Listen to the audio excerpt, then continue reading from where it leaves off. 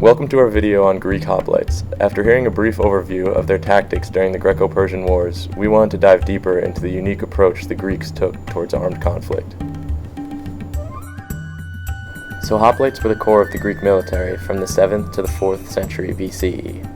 As citizen soldiers, people from the ages of 18 to 60 were called to defend their city-states. As we discussed in class, these warriors were essential in the times of conflict that were so common in ancient Greece.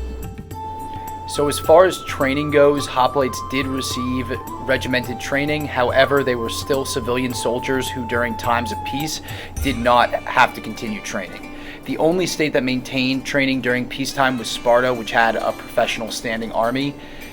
During periods of training, however, hoplites engaged in frequent drilling to develop strength, flexibility, and endurance. Marching in formation was also really common for them.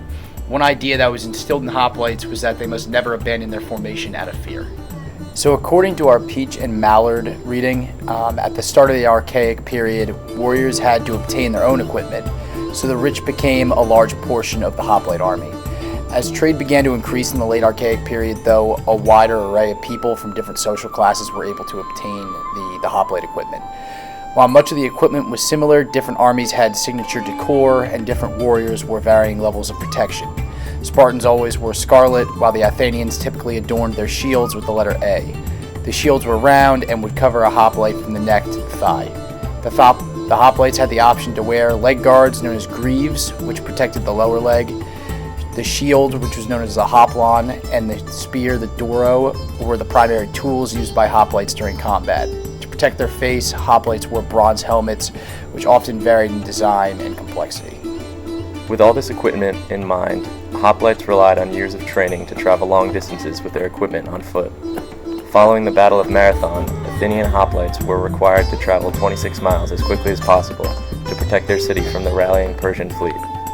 Hoplites were organized into regiments called lochoi and fought in lines up to 8 individuals deep, known as a phalanx. Using half of their shield, they protected the man to their left. In an effort to stay behind their partner's shields, phalanx moved with a slight angle to the right.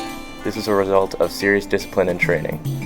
Music helped the line of hoplites determine the speed and direction in which they were expected to march. After making initial contact with another line of soldiers, hoplites in the rear would initiate a push on the front line of troops.